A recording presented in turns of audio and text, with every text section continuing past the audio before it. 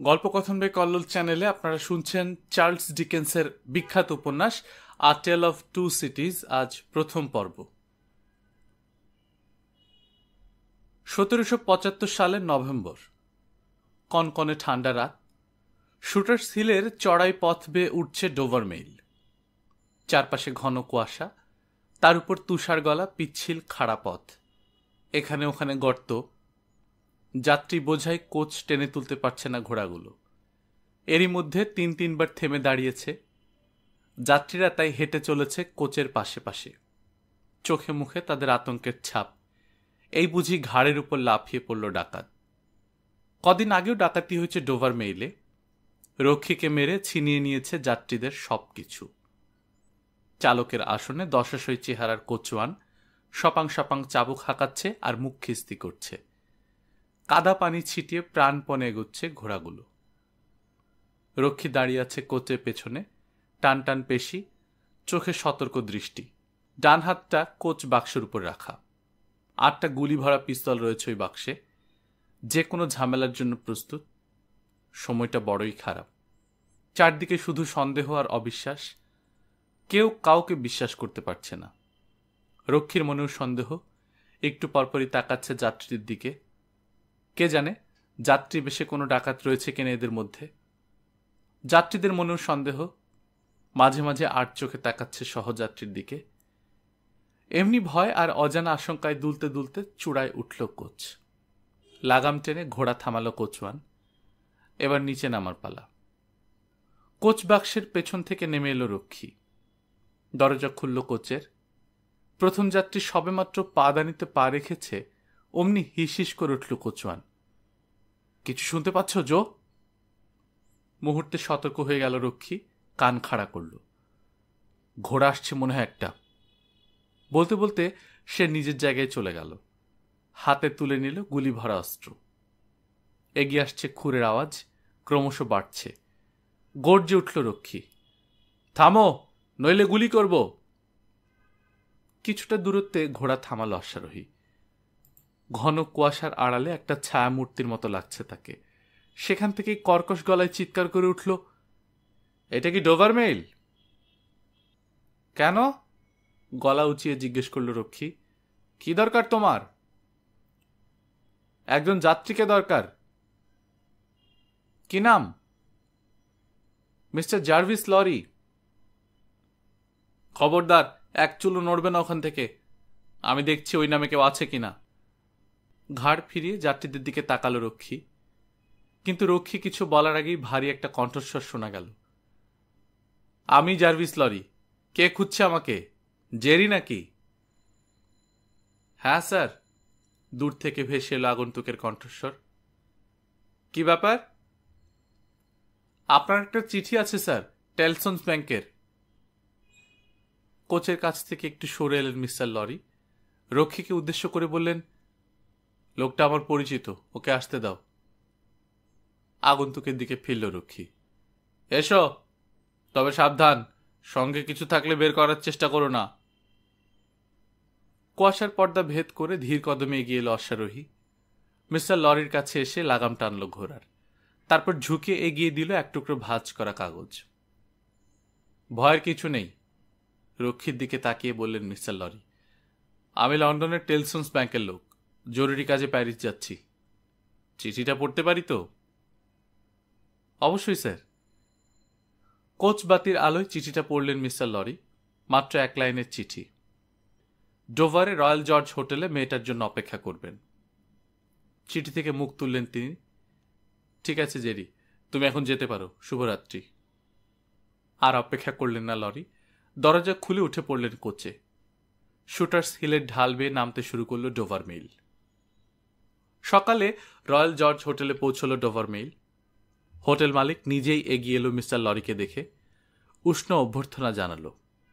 Mister lorry টেলসন্স ব্যাংকের কর্ণধার। London আর প্যারিসে তার বিশাল ব্যবসা। কাজেই লোক তিনি সামান্য নন। রয়্যাল জর্জ হোটেলে তার খাতির একটু বেশি। ক্যালাইসের কোনো জাহাজ আছে কাল? জানতে চাইলেন মিস্টার লরি। আছে স্যার, যদি আবহাওয়া ভালো থাকে। আপনার কি রুম লাগবে স্যার? লাগবে, তবে একটা নয়, 2টো। একটা মেয়ে আসার কথা আছে, যে কোনো মুহূর্তে এসে পড়বে। আমার খোঁজ করবে, অথবা টেলসন্স ব্যাংকের এক ভদ্রলোককে খুঁজতে পারে। ও এলে আমাকে জানাবেন। জি স্যার, চলুন আপনার ঘরটা দেখিয়ে দিই। ঘণ্টাখানেক পর নিচে নামলেন মিস্টার লরি। ক্লিন শেভড, পরনে বাদামি রঙের স্যুট, পায়ে চকচকে পালিশ করা জুতো, মোজার রঙও বাদামি। 60 বছরের চৌকস এক ভদ্রলোকের মতোই লাগছে তাকে। নাস্তা সেরে আগুনের পাশে কিছুক্ষণ বসে রইলেন, তারপর বেলা একটু বাড়লে বেরিয়ে পড়লেন। সি বিচে হেঁটে বেড়ালেন। ওপারে ফরাসি উপকূল, কুয়াশাচ্ছন্ন আবহাওয়ায় ঝাপসা দেখাচ্ছে, তার স্মৃতির মতোই ঝাপসা, বিস্মৃতির অন্তরালে হারিয়ে যাওয়া স্মৃতি। আজ ফরাসি উপকূলের দিকে তাকিয়ে ছবির মতো একের পর এক মানসপটে ভেসে উঠছে সব। প্রায় 15 বছর আগে 2 বছরের একটি শিশুকে কোলে নিয়ে ফরাসি দেশ থেকে পালিয়ে এসেছিলেন তিনি। সেই 2 বছরের শিশু আজ 17 বছরের তরুণী। আজ তাকে আবার নিয়ে যেতে হবে ফরাসি দেশে। রয়্যাল জর্জ হোটেলে তারই পথ চেয়ে বসে রয়েছেন তিনি। কি বিচিত্র মানুষের জীবন! ভাবতে ভাবতে হোটেলে ফিরলেন মিস্টার লরি। লাঞ্চ সারলেন, তারপর আবার বেরিয়ে পড়লেন। তবে এবার আর বিচে গেলেন না, সামুদ্রিক বন্দরটা ঘুরে ফিরে দেখতে লাগলেন। ধীরে ধীরে বিকেল গড়িয়ে সন্ধ্যা নামল। আরেকটি দিন বিলীন হল মহাকালের গর্ভে। ধীর পায়ে হোটেলে ফিরলেন মিস্টার লরি। ডাইনিংয়ে ঢুকতে যাবেন এমন সময় এক ওয়েটার ছুটে এলো কাছে। স্যার, মিস লুসি ম্যানেট নামে এক তরুণী এসেছে লন্ডন থেকে, আপনাকে খুঁজছে। চলো। ওয়েটারের পেছন পেছন লুসির কামরার দিকে এগুলেন মিস্টার লরি। বেশ বড় সড়ো ঘর।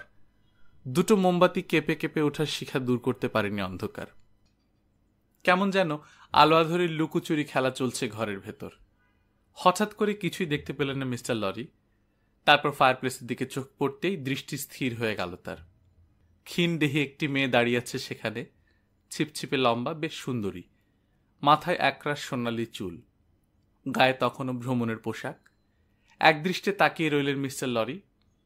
বহুদিন আগে চ্যানেলের ওপার থেকে কোলে করে আনা একটি শিশুর মুখের সাথে মিল খুঁজছেন। বসুন স্যার, হঠাৎ কথা বলে উঠল মেয়েটা। সামান্য বিদেশি টান রয়েছে উচ্চারণে। সম্মোহিতের মতো তাকিয়েছিলেন মিস্টার লরি। হঠাৎ সংবিত ফিরল মেয়েটার কথায়। একটা চেয়ার টেনে বসলেন। গতকাল একটা চিঠি পেয়েছি টেলসন্স ব্যাংক থেকে, বলল লুসি ম্যানেট। তাতে বলা হয়েছে আমার মৃত বাবার কিছু বিষয় সম্পত্তির নাকি খোঁজ পাওয়া গেছে। সেগুলো বুঝে নেয়ার জন্য আমাকে প্যারিস যেতে হবে। ব্যাংকের এক ভদ্রলোক যাবেন আমার সঙ্গে, তিনি নাকি আমাকে সাহায্য করবেন।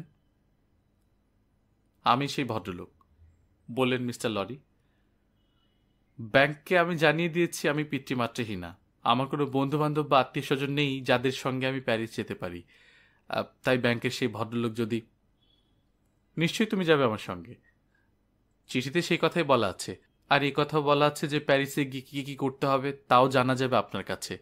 স্যার, আমি তো আর ধৈর্য ধরতে পারছি না। খুবই স্বাভাবিক, বললেন মিস্টার লরি। চিন্তিত দেখাচ্ছে তাকে। কিভাবে কথাটা শুরু করবেন ভেবে পাচ্ছেন না। কিন্তু মিস্টার লরি কিছু বলার আগে আবার বলে উঠল লুসি, আচ্ছা, আপনি কি আমার একেবারেই অপরিচিত? তাই নয় কি? হেসে বললেন মিস্টার লরি। শোনো লুসি, আমি ব্যবসায়ী মানুষ, ব্যবসা দিয়ে শুরু করতে চাই। টেলসন্স ব্যাংকের এক মক্কেলের কথা তোমাকে শোনাবো আজ। ঘটনাচক্রে আমরাও জড়িয়ে পড়েছি তার জীবনের কিছু কিছু ঘটনার সঙ্গে।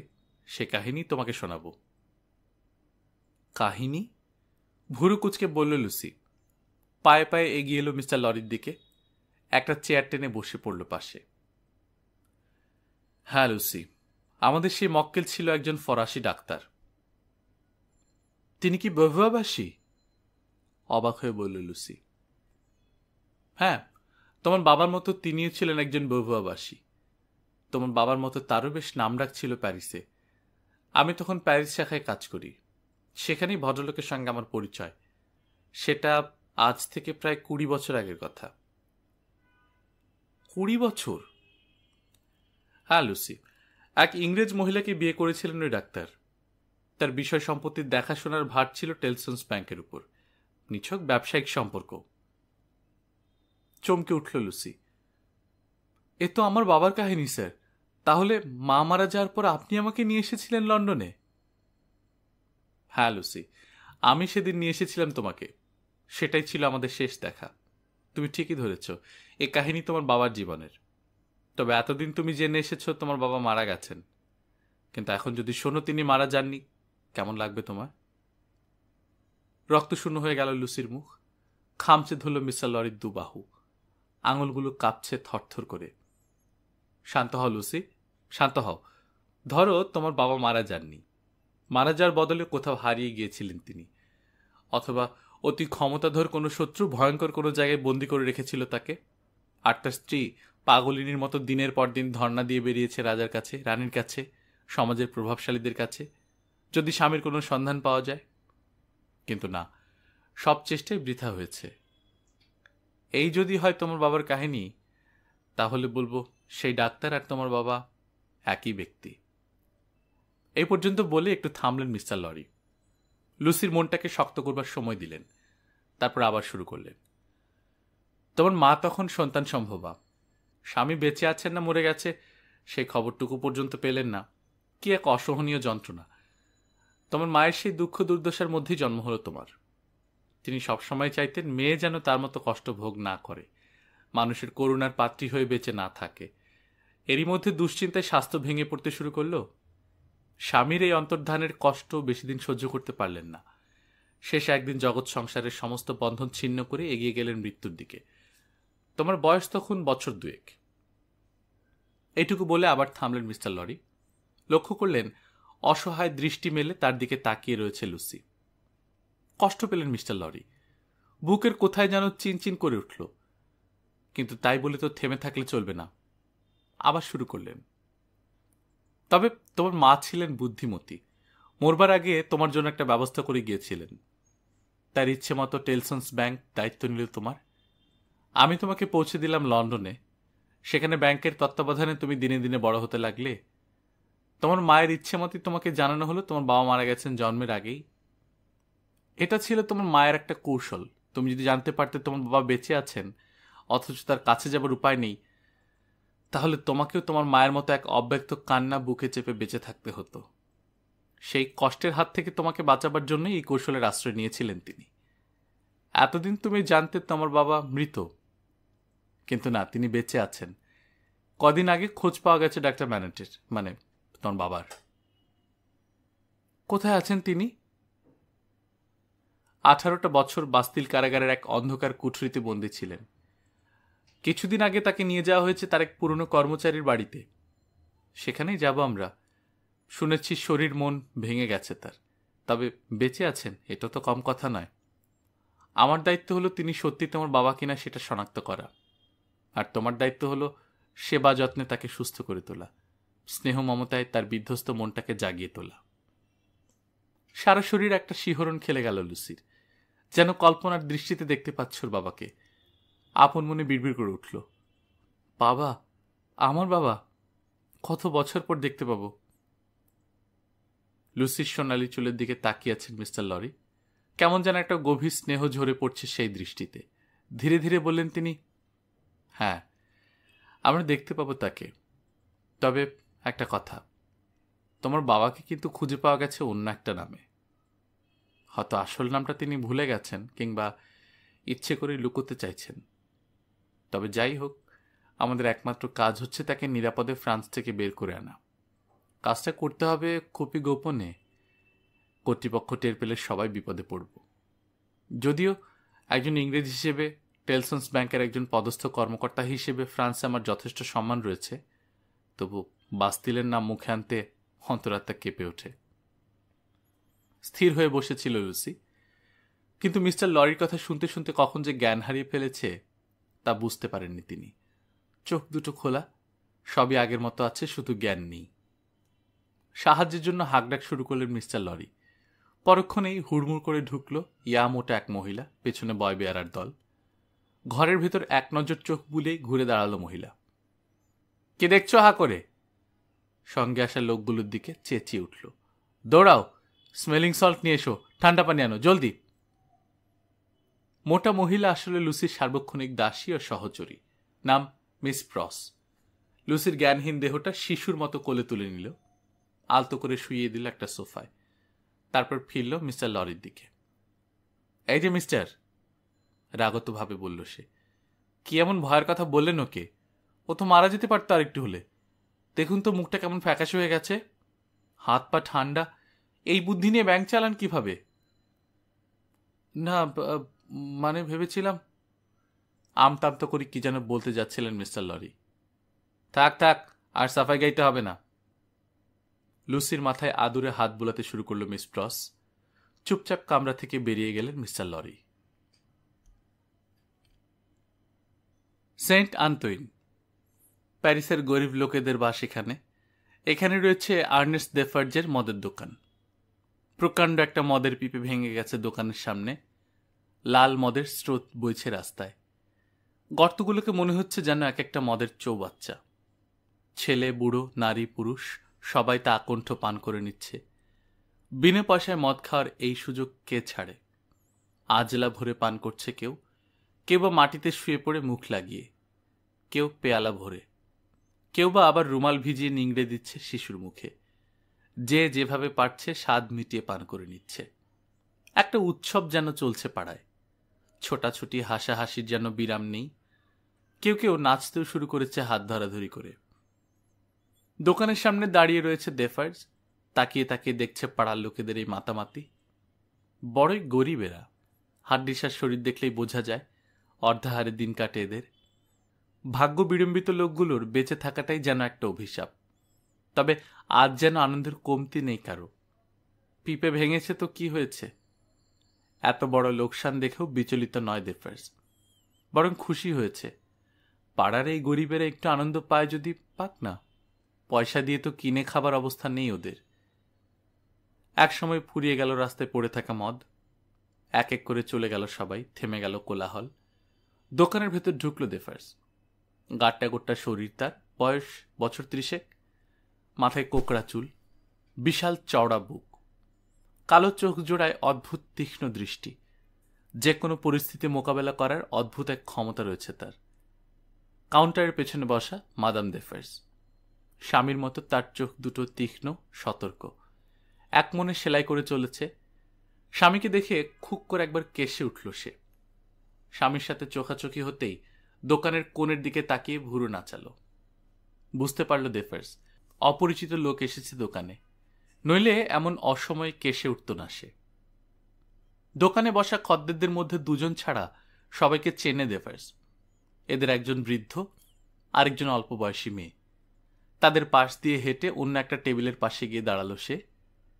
3 জন লোক রয়েছে সেই টেবিলে, 3 জনের হাতেই মদের গ্লাস। দেফার্জকে দেখে বলল একজন, কি খবর জ্যাক, সবটুকু চেটেপুটে খেয়েছে তো? হ্যাঁ জ্যাক, এক ফোঁটাও নেই, একেবারে শেষ বিন্দুটা পর্যন্ত চেটেপুটে খেয়েছে। মদ তো বড় একটা পায় না ওরা, মন্তব্য করল দ্বিতীয় জ্যাক। কালো রুটি খেয়েই তো জীবন কাটে ওদের। ঠিক বলেছ জ্যাক, বলল দেফার্জ। বড় কষ্টের জীবন ওদের, বলল তৃতীয় জ্যাক। যা হোক, তবু মুখ বদলাবার একটা সুযোগ পেল আজ, তাও আবার বিনে পয়সায়। ঠিক বলিনি জ্যাক?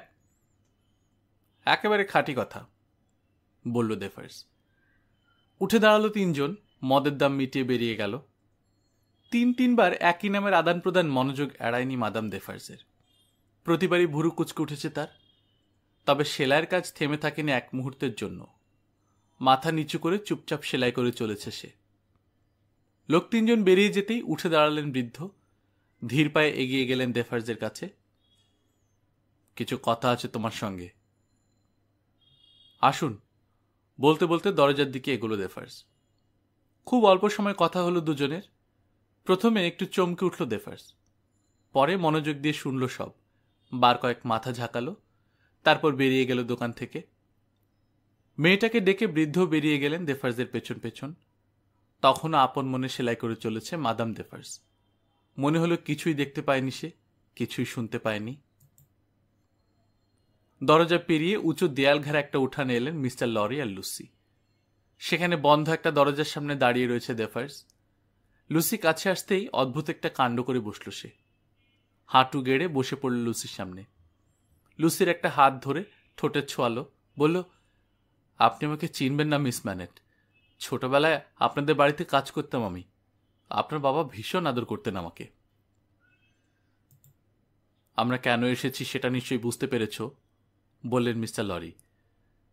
হ্যাঁ স্যার, উঠে দাঁড়িয়ে বললেন ডেফার্স।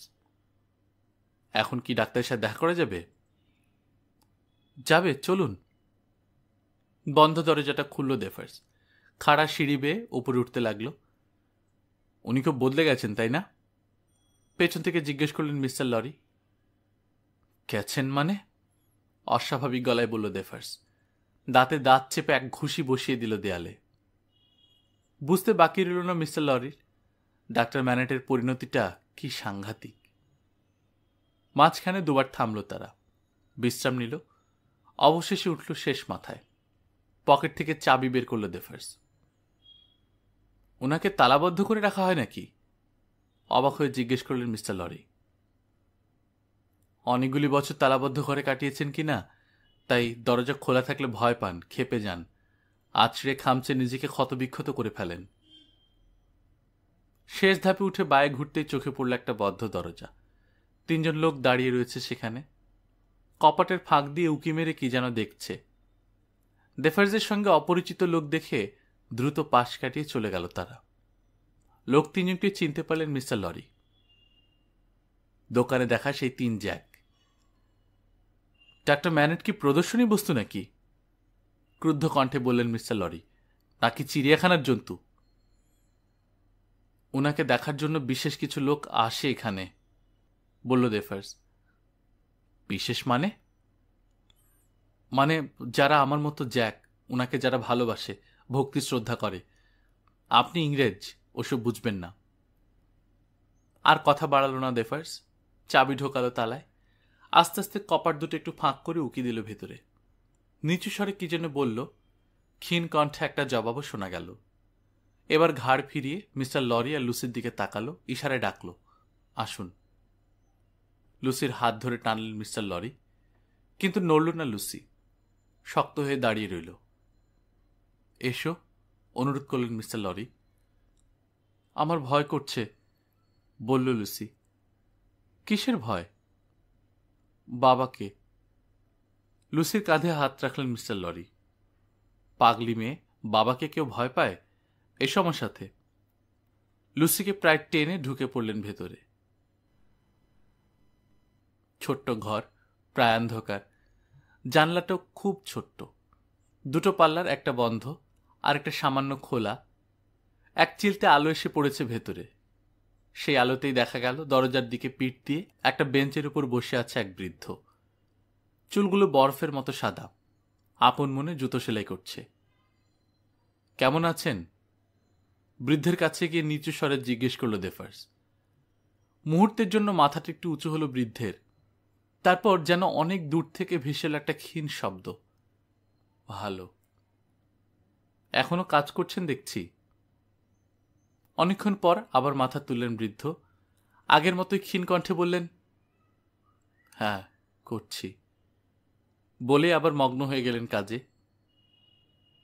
ঘরে আরেকটু আলো হলে অসুবিধা হবে আপনার? জানলাটা খুলে দিই? কি বললে? বলছিলাম আরেকটু আলো আপনি সহ্য করতে পারবেন কিনা? পারবো। জানলাটা খুলে দিল ডেফার্স। আলোয় ভরে উঠল ঘর। এবার ভালো করে দেখা গেল বৃদ্ধকে। অর্ধেক সেলাই করা একটা জুতা কোলে নিয়ে বসে আছেন তিনি। সেলাইয়ের কিছু যন্ত্রপাতি আর কয়েক টুকরা চামড়া পড়ে আছে পায়ের কাছে। অনেকদিন এত আলো চোখে দেখেননি, তাই একটা হাত আড়াল করে রেখেছেন চোখের উপর। সাদা চুলের মতোই মুখে সাদা দাড়ি, যেমন তেমন করে ছেটে দেওয়া হয়েছে। গায়ে শতচ্ছিন্ন জামা, গলার কাছে খোলা। সেখান দিয়ে দেখা যাচ্ছে হাড় জিরজিরে শরীর। কাজ বন্ধ করে চুপচাপ সামনের দিকে তাকিয়ে রইলেন বৃদ্ধ, লক্ষ্যহীন দৃষ্টি। আপনি কি আজই জুতা জোড়া শেষ করতে চান? জিজ্ঞেস করল ডেফার্স। সেই সাথে মিস্টার লরিকে ইশারা করল কাছে আসতে। লুসি দাঁড়িয়ে রইল দরজার কাছে। কি বললে? জুতা জোড়া কি আজই শেষ করতে চান? কি জানি, করতেও পারি। মুখ না তুলেই বললেন বৃদ্ধ। আপনার কাছে একজন লোক এসেছেন, উনি জুতার কাজ খুব ভালো বোঝেন। জুতা জোড়া ভদ্রলোককে দেখান, ঠিক হচ্ছে কিনা উনি বলতে পারবেন। বলেই এক পাটি জুতা তুলে দিলেন মিস্টার লরির হাতে। তারপর আবার ফিরল বৃদ্ধর দিকে। ভদ্রলোককে বলুন এটা কি ধরনের জুতো, আর যিনি বানাচ্ছেন তার নামটা উনি জানতে চাইছেন। বেশ কিছুক্ষণ নীরব রইলেন বৃদ্ধ, তারপর বললেন, এটা মেয়েদের জুতো। আর যিনি বানাচ্ছেন তার নাম? চুপ করে রইলেন বৃদ্ধ, দাড়িতে হাত বোলাতে বোলাতে শূন্য দৃষ্টিতে তাকিয়ে রইলেন। মনটা তার ভরে আছে আধারে, দীর্ঘদিনের জমাট আধার। ডেফার্সের কথাটা বিজলি চমকের মতো একবার চিরে দিয়ে গেল সে আধার, কিন্তু পরক্ষণে আবার তলিয়ে যাচ্ছে জমাট অন্ধকারে। বুঝতে পারলেন মিস্টার লরি, সব ভুলে যাওয়া এই বৃদ্ধের মনে স্মৃতি জাগিয়ে তোলা কত শক্ত ব্যাপার। কিন্তু যত শক্তই হোক, চেষ্টা করতে হবে তাদের।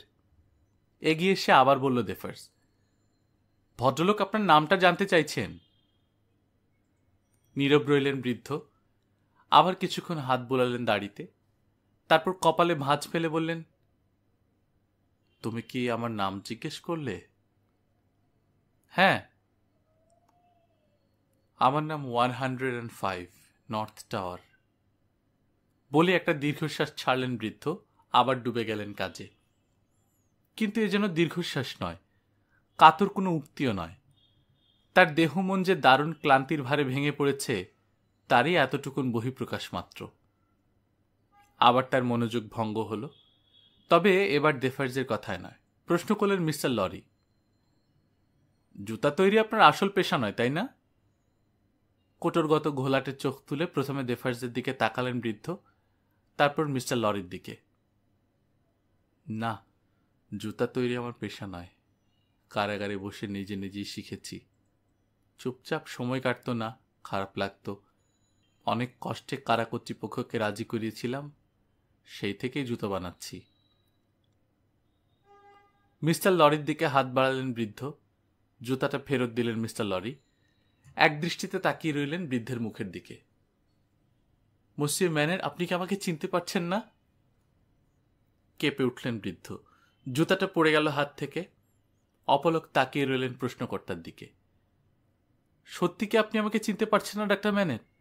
পুরনো দিনের কথা কি কিছুই মনে পড়ে না আপনার? আমি জার্ভিস লরি, আপনার পুরনো ব্যাংকার।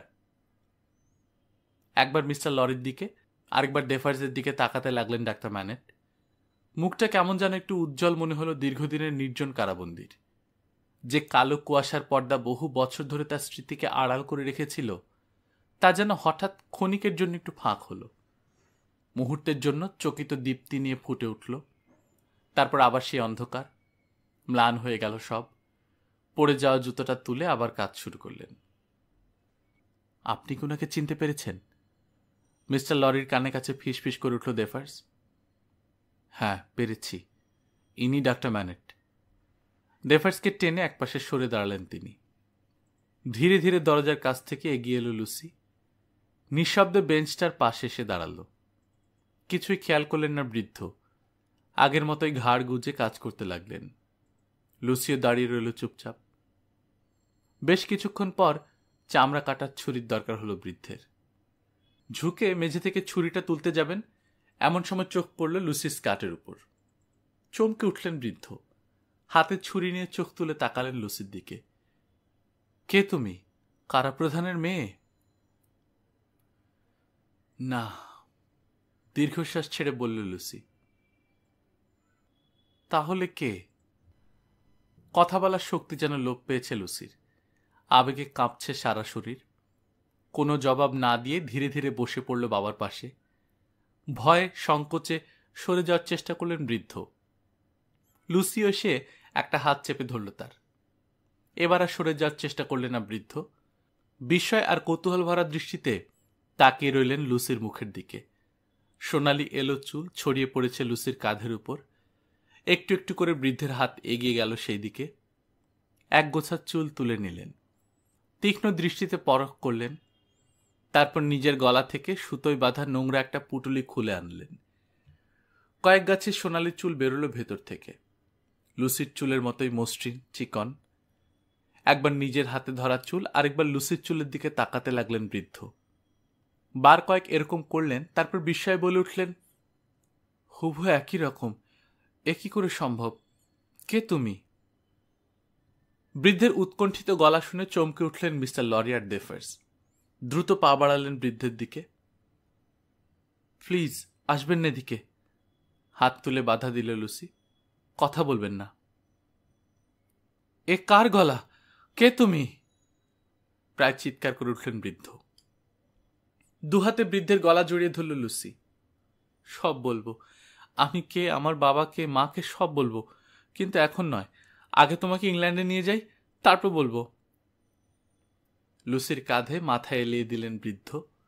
চোখ মুদে এলো ধীরে ধীরে। এক্ষুন ওনাকে প্যারিস থেকে নিয়ে যাওয়া দরকার, বলল লুসি।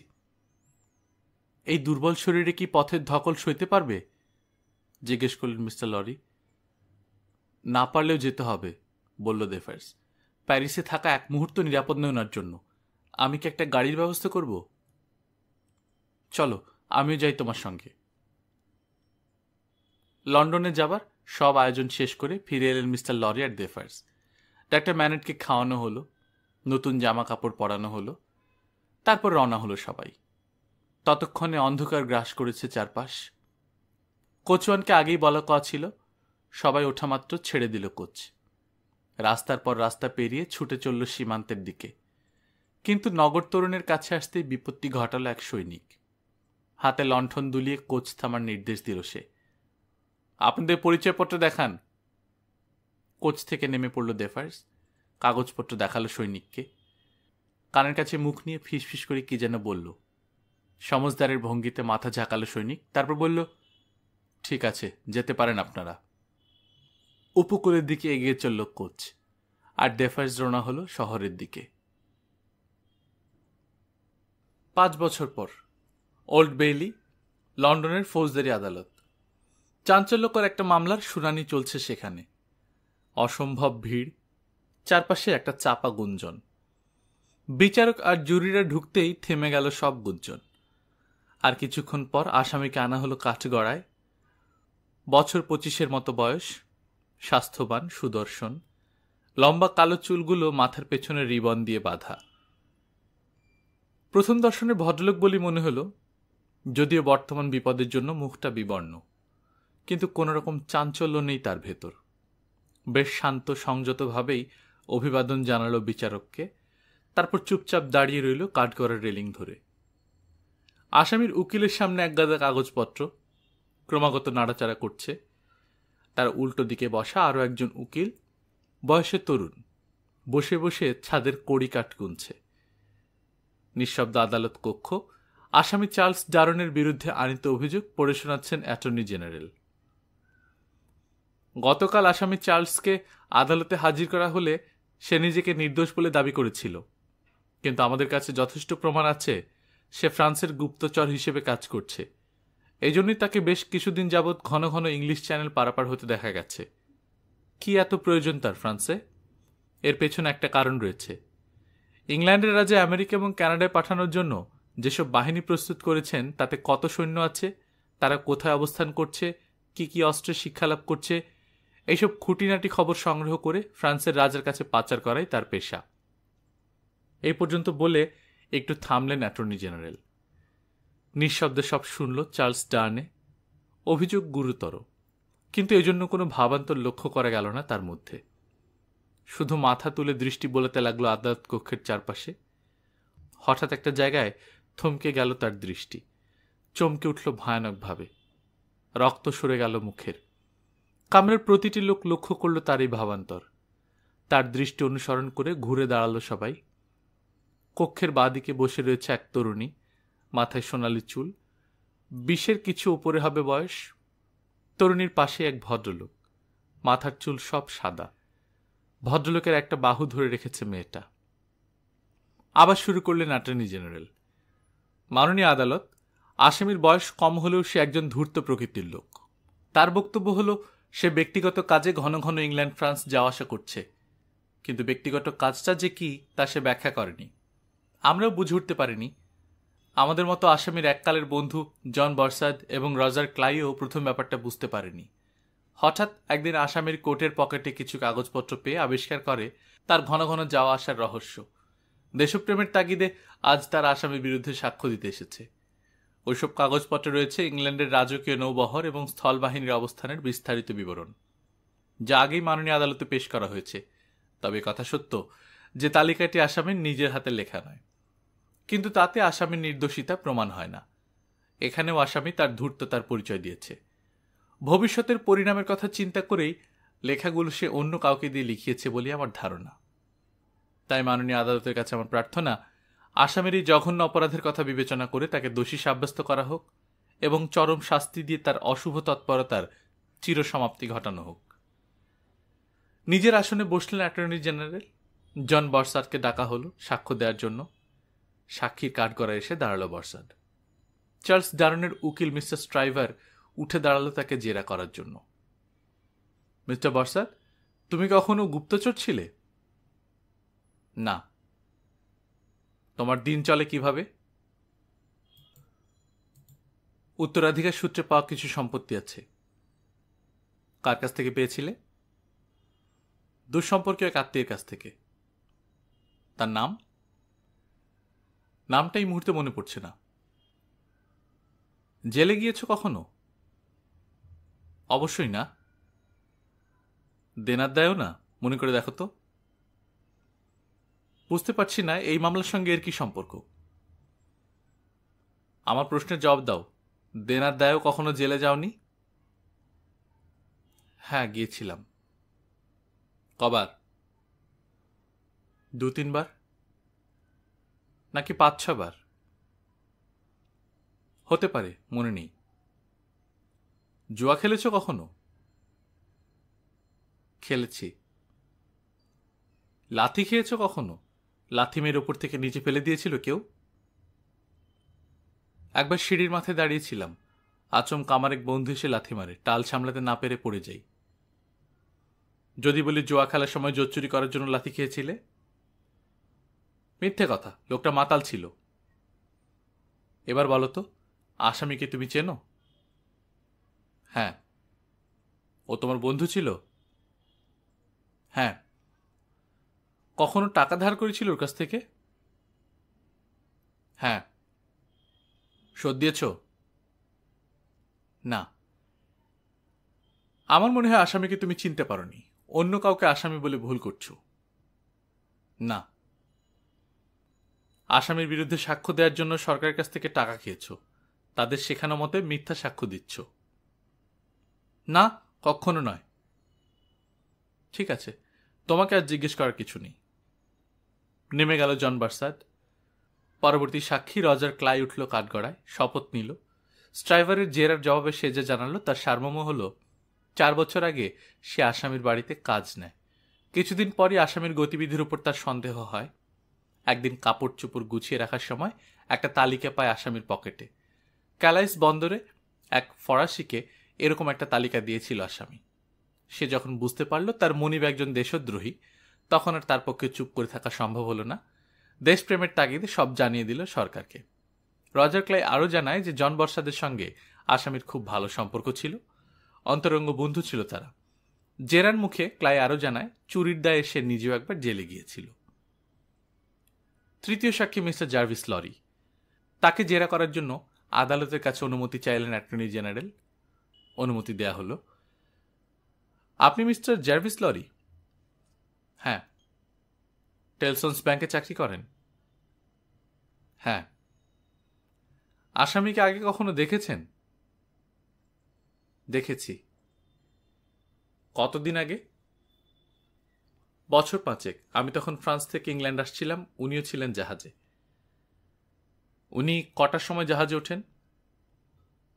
মাঝরাতের কিছু পর। আপনি কি একা ছিলেন? না, আরো 2 জন ছিল আমার সঙ্গে, এক ভদ্রলোক আর এক তরুণী। তারা এখন আদালতে উপস্থিত আছেন। আসামির সঙ্গে কোনো কথা হয়েছিল আপনার? না হওয়ার মতোই, বিশেষ কিছু না। আবহাওয়া খুব খারাপ ছিল সেদিন। আমি একটা সোফার উপর কাত হয়ে পড়েছিলাম। কথা বলার মতো মনের অবস্থা ছিল না কারো। ঠিক আছে, আপনি এখন যেতে পারেন। এরপর লুসি ম্যানেট এসে দাঁড়াল সাক্ষীর কাঠগড়ায়। মিস ম্যানেট, জেরা শুরু করলেন অ্যাটর্নি জেনারেল। তোমার আগের সাক্ষী যে তরুণীর কথা বললেন, সে কি তুমি? হ্যাঁ। ভালো করে তাকিয়ে দেখো তো আসামিকে এর আগে কখনো দেখেছ কিনা। দেখেছি। কোথায়? এইমাত্র আগের সাক্ষী যে স্টিমারের কথা বললেন সেই স্টিমারে। আসামির সঙ্গে তোমার কি কোনো কথা হয়েছিল? হয়েছিল। কি কথা? ভদ্রলোক যখন জাহাজে এলেন। ভদ্রলোক মানে আসামি? জিজ্ঞেস করলেন বিচারক। হ্যাঁ স্যার। তাহলে বলো আসামি, সংশোধন করে দিলেন বিচারক। আসামি যখন জাহাজে ওঠেন তখন আবহাওয়া ছিল খুব খারাপ, ঝড়ের বেগে বাতাস বইছিল। বাবাও ছিলেন শারীরিকভাবে খুব দুর্বল, ঠান্ডায় কাঁপছিলেন। তাকে সমুদ্রের ঠান্ডা বাতাস থেকে বাঁচাতে হিমশিম খাচ্ছিলাম আমি, আর তখন উনি আমার উপকার করেছিলেন। বাবাকে কোথায় কিভাবে রাখলে শরীরে বাতাস কম লাগবে সেই বিষয়ে উপদেশ দিয়েছিলেন আমাকে। বাবাকে ধরে খোলা জায়গা থেকে আড়ালে নিয়ে যেতে সাহায্য করেছিলেন। আসামি কি একা ছিল? না, আরো দুজন ফরাসি ভদ্রলোক ছিলেন ওনার সঙ্গে। কোনো কাগজপত্রের আদান প্রদান হয়েছিল তাদের মধ্যে? হ্যাঁ, তবে কি ধরনের কাগজ তা জানি না। আসামি তোমাকে কি বলেছিল? বলেছিলেন একটা বিশেষ কাজে লন্ডন যাচ্ছেন, কাজটা খুবই গোপনীয় এবং বিপজ্জনক। ফাঁস হয়ে গেলে অনেক লোক বিপদে পড়ে যাবে, তাই উনি ছদ্মনামে ভ্রমণ করছেন। এই পর্যন্ত বলেই ফুপিয়ে উঠল লুসি। তারপর কাঁদো কাঁদো গলায় বলল, একদিন উনি আমাকে সাহায্য করেছিলেন, বিশ্বাস করে কথাগুলি বলেছিলেন, কিন্তু তার সেই বিশ্বাসের প্রতিদান আজ এভাবে দিতে হবে ভাবতেও পারিনি। সত্যি ভাবতে পারিনি লুসি। একদিন চার্লসের বিরুদ্ধে সাক্ষ্য দিতে হবে।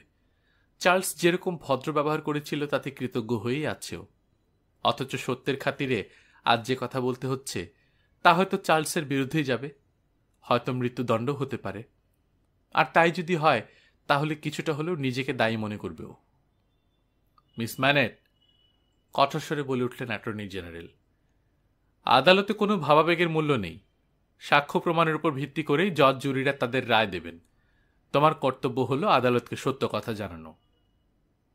জি। এবং এই পর্যন্ত যা বললে সবই সত্য বলেছ? জি। ঠিক আছে, আর কিছু বলতে হবে না তোমাকে। ডাক্তার ম্যানেটের ডাক পড়ল এবার। সাক্ষীর কাঠগড়ায় উঠলেন তিনি, শপথ নিলেন। জেরা শুরু করলেন অ্যাটর্নি জেনারেল। আসামিকে আগে কখনো দেখেছেন? হ্যাঁ, মাত্র একবার, বছর 3 আগে। আসামি কি আপনার সঙ্গে একই জাহাজে ফ্রান্স থেকে লন্ডন আসছিল? বলতে পারবো না। না পারার কোনো বিশেষ কারণ? আমি তখন শারীরিকভাবে এবং মানসিকভাবে অসুস্থ ছিলাম, কোনো কিছুই মনে নেই। আপনার সেই অসুস্থতার কারণ কি বিনা বিচারে দীর্ঘদিন কারাবাস? হতে পারে। আপনি তখন সবে মুক্তি পেয়েছেন, তাই না? ওদের কাছে তাই শুনেছি। কারাগারে যাওয়ার কিছুদিন পরই আমার স্মৃতি লোপ পায়। তারপর লন্ডনে মেয়ের কাছে যাবার আগ পর্যন্ত কিছুই মনে নেই। ধন্যবাদ ডাক্তার ম্যানেট, আপনাকে আর কিছু জিজ্ঞাসা নেই আমার। শেষ সাক্ষীকে ডাকা হলো এবার। অ্যাটর্নি জেনারেলের জেরার জবাবে সে জানালো আসামিকে বছরখানেক আগে একটা সেনানিবাসের কাছে ঘুরঘুর করতে দেখেছিল। আরও কয়েকজন সন্দেহভাজন লোক ছিল তার সঙ্গে। সম্ভবত সেনানিবাসের খুঁটিনাটি তথ্য সংগ্রহ করছিল তারা। জেরার জবাবে আরও জানালো জীবনে একবারই নাকি সেই আসামিকে দেখেছে, কিন্তু এই আসামি যে সেই ব্যক্তি তাতে বিন্দুমাত্র সন্দেহ নেই তার। লোকটা নিশ্চয়ই ফরাসি গুপ্তচর। শেষ সাক্ষীর বক্তব্য শুনে হাসি ফুটে উঠল অ্যাটর্নি জেনারেলের মুখে, আর আসামির উকিল মিসেস স্ট্রাইভারের কপালে দেখা গেল চিন্তার রেখা। সাক্ষীকে জেরা শুরু করলেন তিনি। অনেকভাবে ঘুরিয়ে ফিরিয়ে অনেক প্রশ্ন করলেন, কিন্তু এমন একটা কথা বের করতে পারলেন না সাক্ষীর পেট থেকে যা তার মক্কেলের পক্ষে যায়। এই সাক্ষী সত্যি বিপদ ঘটাবে ভাবলেন তিনি। মক্কেলকে বুঝিয়ে আর বাঁচানো গেল না। এমন সময় একটা অদ্ভুত কাণ্ড ঘটে গেল আদালত কক্ষে। সেই তরুণ আইনজীবী যে এতক্ষণ ছাদের দিকে তাকিয়েছিল হঠাৎ সোজা হয়ে বসল। এক টুকরো কাগজে খসখস করে কি যেন লিখল, তারপর দলা পাকিয়ে ছুড়ে দিল মিসেস স্ট্রাইভারের দিকে। কাগজটা পড়ে এক মুহূর্ত চুপ করে রইলেন মিসেস স্ট্রাইভার। তারপর কৌতূহল ভরা দৃষ্টিতে তাকাতে লাগলেন একবার মক্কেলের দিকে, আরেকবার সেই পত্রলেখক উকিল বন্ধু সিডনি কার্টনের দিকে। আবার সাক্ষীর দিকে ফিরলেন তিনি। তুমি কি নিশ্চিত যে এই আসামিকেই দেখেছিলে? 100% নিশ্চিত। আসামির চেহারার সাথে মিল আছে এমন কাউকে দেখনি তো? না। ভেবে বলো। ভেবেই বলছি। ঠিক আছে, এবার আমার ওই উকিল বন্ধুর দিকে তাকাও তো দেখি। সিডনি কার্টনের দিকে ইশারা করে বললেন মিস্টার স্ট্রাইভার। কি মনে হচ্ছে, হুবহু মিল আছে দুজনের চেহারায়? অবাক দৃষ্টিতে সিডনি কার্টনের দিকে তাকিয়ে আছে সাক্ষী। শুধু সাক্ষী কেন, জজ, জুরি, এমনকি আদালত শুদ্ধ সবাই বিস্ময়ে অবাক হয়ে গেল। বিচারকের নির্দেশে কার্টন যখন উঠে দাঁড়ালো এবং মাথার পরচুলা খুলে ফেলল, তখন সাদৃশ্যটা আরো প্রকট হল। অদ্ভুত মিল দুজনের চেহারায়। ওরা কি যমজ ভাই নাকি? গুঞ্জন উঠল আদালত কক্ষে। তুমি কি এখনো বলতে চাও যে সেদিন আসামিকেই দেখেছিলে সেনানিবাসের কাছে? সাক্ষীকে আবার জেরা শুরু করলেন মিস্টার স্ট্রাইভার। না, মানে, দ্বিধার সঙ্গে কি যেন বলতে যাচ্ছিল সাক্ষী। থাক, আর কিছু বলতে হবে না তোমাকে। বিচারকের দিকে ফিরলেন মিস্টার স্ট্রাইভার। মাই লর্ড, এখন তাহলে সিডনি কার্টনকেও গুপ্তচর বৃত্তির দায়ে অভিযুক্ত করা উচিত। বুঝতে পারল সবাই, আসামির বিরুদ্ধে সাক্ষ্য প্রমাণ যা কিছু ছিল তা ভেঙে চুরমার করে দিয়েছেন মিস্টার স্ট্রাইভার।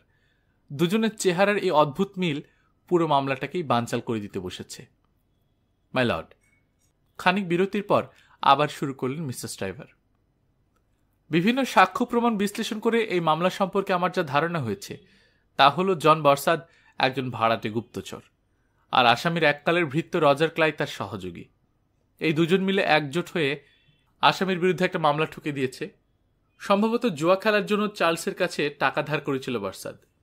সেই টাকা যাতে কোনোদিন শোধ না দিতে হয় সেই জন্যই একটা মিথ্যা অভিযোগ দায়ের করেছে ওর বিরুদ্ধে। আমার মক্কেল ঘন ঘন ইংল্যান্ড ও ফ্রান্সের মধ্যে যাতায়াত করত ঠিকই, তবে তা ছিল পারিবারিক কারণে। আমার আর কিছু বলার নেই মাই লর্ড। দীর্ঘ বক্তব্য শেষ করে বসলেন মিস্টার স্ট্রাইভার।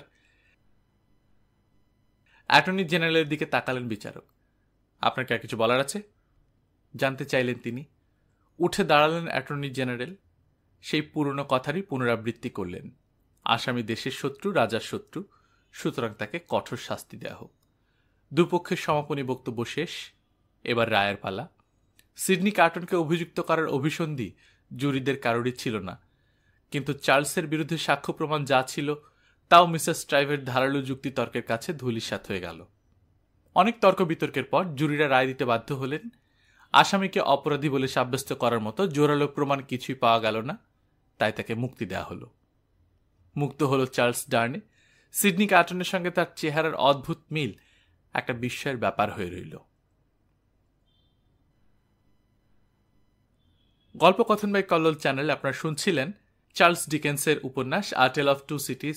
আজ প্রথম পর্ব। আমরা নিয়মিত গল্প পাঠ করে শোনাচ্ছি।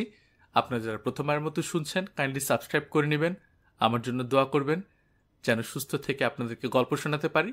নিজে ভালো থাকবেন, আশেপাশের লোকজনকে ভালো রাখবেন। টাটা।